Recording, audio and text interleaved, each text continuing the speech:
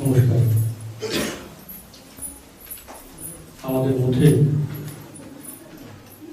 আজকে যাকে নিয়ে আমাদের আরোগ্য সভা, শোক সভা, স্মরণ সভা অবশ্যই সে অমরবাবু আমাদের মাঝখানে নেই।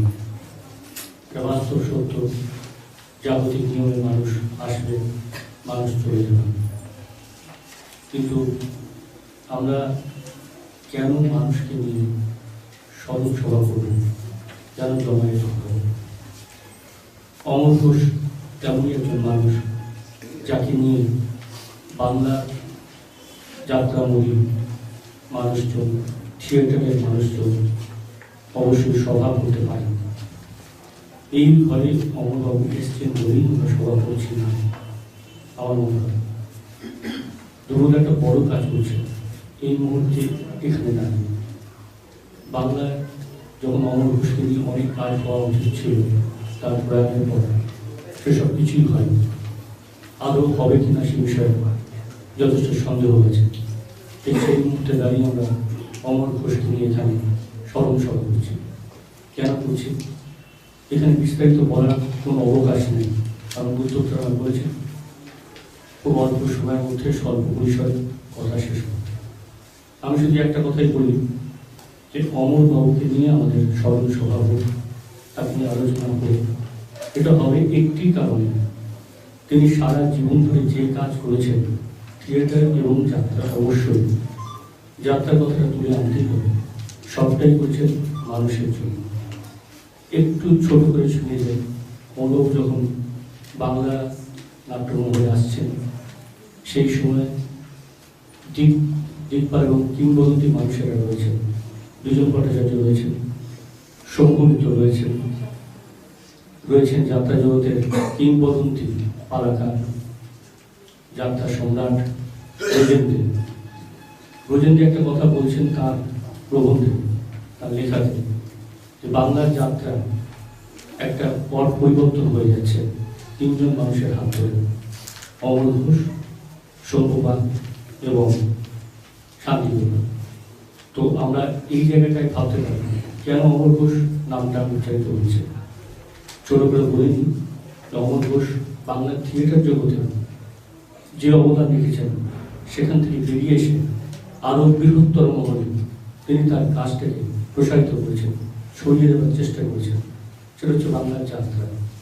তিনি হ্যামলেট করেছেন, যে পাশাপাশি তিনি নির্দেশনা দিয়েছেন লেনিন, মার্কস, তিনি রচনা করেছেন নেপোলিয়ন।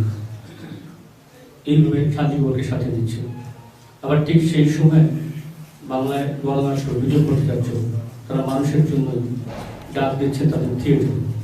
তো একজন মানুষ যেভাবেই কাজ করুক না কেন, অমর ঘোষ শুধুমাত্র যাত্রাতে ওই মার্কস, লেনিন বা নেপোলিয়ন করছেন তা নয়, যাত্রার টেকনিক্যাল জায়গাটাও একটা বিরাট পরিবর্তন এনে দিচ্ছেন। যেমন টেক্সটে ব্রজেন্দ্রের পরিবর্তন এনে দিয়েছেন। ব্রজেন্দ্র যদি সেই সময় যাত্রার অলঙ্কার করতেন তাহলে যাত্রার পরিবর্তন হতো না, পালার রচনাতে পরিবর্তন হতো না। ঠিক তেমনি অমর ঘোষ আসার পর বাংলার যাত্রাতে টেকনিক্যাল জায়গায় অনেক পরিবর্তন হয়ে গেছে। এবং তিনি রস্তম ব্যবহার করছেন এবং আলোর ব্যবহার করছেন। একটু আগে অসিদ্ধা বলেছেন আলোর কথা।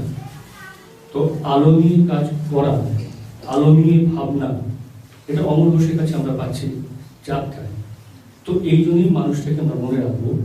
তার থেকে বড় ব্যাপার হলো একজন মানুষ অত্যন্ত বিনয়ী মানুষ, ছাত্রকে আদর করতেন, ভালোবাসতেন, স্নেহ করতেন, মানুষের পাশে দাঁড়িয়ে মানুষের কথা বোঝার চেষ্টা করতেন। সেই মানুষই পারে যাত্রায় ওই রকম একটা ঝড় তুলে দিতে, যখন তার সাথে রয়েছেন শান্তিগোপালের মতন মানুষ।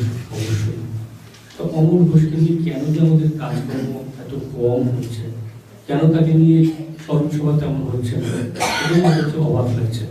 যাই হোক, আমরা তো এটা জানি যে একজন মানুষকে এক প্রজন্ম দেখেন, আর এক প্রজন্ম তার কথা শোনেন, আর এক প্রজন্ম তাকে নিয়ে গবেষণা করেন। আমি আশা করলাম অমর ঘোষকে নিয়ে গবেষণার কাজ শুরু হবে কোনো একদিন অবশ্যই। যেমনভাবে রবীন্দ্রনাথকে নিয়ে আমাদের গবেষণার কাজ সবে শুরু হয়েছে বলব, অমরবাবু আমাদের মধ্যে বেঁচে থাকবেন শুধুমাত্র একটি কারণে, তিনি মানুষের দরবারে পৌঁছে দিয়েছেন তার কাছে।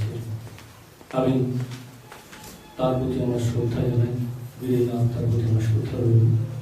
সকলে যারা আজ উপস্থিত আছেন তাদের প্রত্যেকের কাছে আমার আন্তরিক শ্রদ্ধা পৌঁছে দিচ্ছি।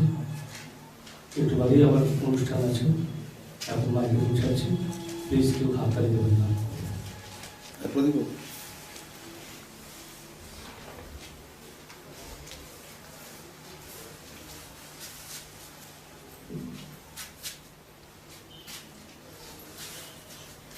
অগণিত ছাত্রদের মধ্যে আমিও একজন সৌভাগ্যবান।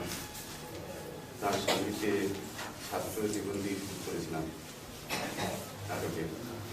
এ প্রসঙ্গে বলি, আমাদের ইনস্টিটিউটে এখন পর্যন্ত আলোর ব্যাপারটাই যেমন বিশেষভাবেই রয়েছে। উনি আমাদের ইনস্টিটিউটে সেটের ব্যাপারেও ক্লাস নিয়েছেন, সেট মেকিং পর্যন্ত, ডিজাইনিং, মেকিং।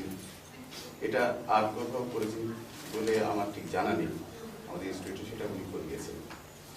এবং সবথেকে বড় কথা যেটা ভাবতে আমার আশ্চর্য লাগে, যে বয়স হয়ে গেলে আমরা এক জায়গায় থেমে যাই, সব দিক দিয়ে, চিন্তা ভাবনার দিক দিয়ে, শরীরের দিক দিয়ে, কিন্তু উনি কোনোদিন থেমে যাননি শেষ বয়স পর্যন্ত। এবং যেখানে ছিলেন সংস্কৃতি, শিল্প, বিজ্ঞান যতটা জানতেন, তারপরে নতুন নতুন কত টেকনোলজি এসে গেছে সেগুলো সম্বন্ধে উনি যথেষ্ট ওয়াকিবহাল এবং শিক্ষকতা করার মতন সেই শিক্ষা পড়াশোনা করে নিতেন। ভিডিও যখন সবে এসেছে উনি ভিডিও ক্লাস করিয়েছেন, ধ্রুববিদ্র করিয়েছিলেন, সেটের তো করেছেন। পরদীপ ধ্বনির মধ্যে ধ্বনিটা আছে বোধহয় সবার শেষের, কিন্তু উনি ধ্বনির ক্লাস করিয়েছেন। এই যে বলছি ক্লাস করিয়েছেন মানে কি, ওনার ক্লাস যারা করেছেন এখানে সৌভাগ্যবান অনেকেই আছেন, যে ক্লাস মানে মাস্টারি করা নয়, একদম মনের মধ্যে গেঁথে দেওয়া বিষয়টাকে ভালো লাগার মতন করে, এই অসামান্য। আর একটা ঘটনা বলি, যে সেটাও আমার সৌভাগ্য, সেই অভিজ্ঞতা। উনি তখন পড়ে গিয়ে একটা পা ভেঙেছেন, একটা হাত ভেঙেছেন। সার্কারিনে গিয়েছিলাম, সেই শুনে কথায় কথায় বললাম যে আমাদের এই সামনে একটা কথা হচ্ছে ওয়ার্কশপে ইনস্টিটিউট থেকে, এইটুকু বলেছি। উনি সঙ্গে সঙ্গে বললেন, ঠিক আছে তুমি যদি একটা গাড়ির ব্যবস্থা করতে পারো, আমি যদি নিয়ে যাও আমি যাবো। আমি ওনাকে যাওয়ার জন্য বলিনি, সে সাহস আমার হয়নি, কারণ পা ভাঙা, হাত ভাঙা অবস্থায়, প্লাস্টার করা অবস্থায় রয়েছেন, ওনাকে কি করে বলি যে আমি ক্লাস করবেন। উনি নিজে আমার বলছেন যে তুমি একটা গাড়ি করে নিয়ে যেতে পারো, আমি করতে পারি।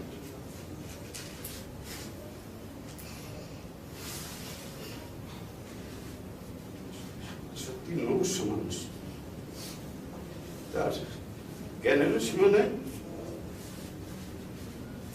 ছাত্র প্রীতিরও সীমা নেই। আমি তাদের এই সৌভাগ্যবানদের মধ্যে আমি একজন। তারা তো সামনে শান্তি প্রদান করে।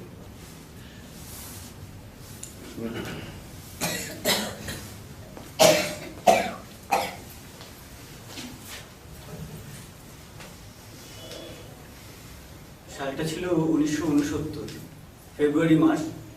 ইডেন গার্ডেনে একটা অনুষ্ঠান হচ্ছে, একটা প্রদর্শনী। ভারতবর্ষে টেলিভিশন জিনিসটা তো প্রথম ঢুকেছে, মানুষটা জিনিসটা কি মানুষ তা প্রথম দেখতে শুরু করেছে।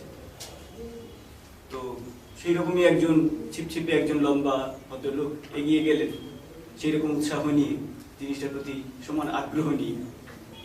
এবং সবাইকে তখন প্রদর্শনী হিসেবে দেখানো হচ্ছে। তিনি মনে মনে ভাবলেন, এত কিছু যদি দেখানো যেতে পারে, তখন রেকর্ডিং এর সিস্টেম ছিল না, সব সরাসরি টেলিকাস্ট হতো। তো এত কিছু যদি দেখানো, তাহলে নাটক কেন দেখানো যাবে না? তো তার তখন নাটকের গ্রুপ ছিল, নাটক চলছে। সেই নাটকের গ্রুপে তিনি নিজে অভিনয়ও করতেন। তিনি তার অভিনয়ের পার্টটা আরেকজনকে দিয়ে তিনি রইলেন টেকনিক্যাল পার্টে। এবং ভারতবর্ষ প্রথম দেখলো টিভিতে নাটক। মানুষটি ছিলেন অমর ঘোষ।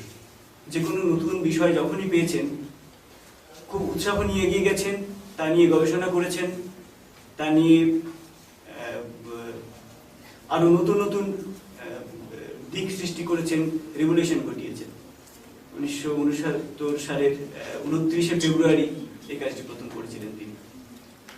বিভিন্ন দিক নিয়ে বিভিন্ন জন বলছেন, কোন দিক নিয়ে মানে খুঁজতে হবে তাকে নিয়ে বলার জন্য। ঔপন্যাসিক অমর ঘোষ, কবি অমর ঘোষ, গীতিকার অমর ঘোষ, নাটককার অমর ঘোষ, অভিনেতা অমর ঘোষ, ডিরেক্টর অমর ঘোষ। ডিরেক্টর বলতে গেলে আবার চলে আসে তিনি মানে চলচ্চিত্র পরিচালক, নাকি থিয়েটারের পরিচালক, নাকি যাত্রার পরিচালক, সব দিক থেকেই বেশ সফল। যেখানে হাত দিয়েছেন শুধু সফল নয়, তিনি একটা রেভলিউশন ঘটিয়েছেন সব জায়গাতেই। তো এবারে তাকে নিয়ে কাজ বলতে গেলে হ্যাঁ সেই অর্থে হয়তো কম হয়েছে, কারণ এটা বলে বাহুল্য যে আমরা হইচই একেবারে যে হয় না তা নয়, নানা রকম ভাবে হয়। তিনি ওই যেটা বললেন ভীষণই প্রচার বিমুখ ছিলেন। তো ওনার প্রথম ক্লাস করে আমি এতই অভিভূত হয়েছিলাম রবীন্দ্রভারতী ইউনিভার্সিটিতে। তো তখন আমাদের ওই বিষয় ভাবনা চলছে যে ডিসার্টেশন পেপার নিয়ে নানা রকম ভাবনা চিন্তা চলছে। তো তার কাজ নিয়ে আমার তখন খুব উৎসাহ হয়েছিল যদি কিছু লেখা যায়। তো তার কাছে আমি প্রথমে অনুমতি চাইতে গেলাম। খুব হালকা স্মিত হেসে এমন ভাব করলেন, আর এমন কি, আমার সম্বন্ধে আবার লিখবার কি আছে, বলবার কি আছে। তো আমি শুধু মেশার অনুমতি চেয়েছিলাম যে আপনি শুধু একটু অন্তত আমাকে আপনার সাথে কথা বলতে দিন। তো উনি নির্দ্বিধায় সেটা দিয়েছিলেন এবং দিনের পর দিন গল্প করতে করতে উনি বুঝিয়ে দিয়েছিলেন যে তার চিন্তা ভাবনা কত গভীর, যে কোনো বিষয় সম্বন্ধে তার ভাবনা চিন্তা কতটা গভীর। শুধুমাত্র টেকনিক্যাল দিক, কিছু টেকনিক্যাল বিষয় শিখে পড়েই সব কিছু করা যায় না।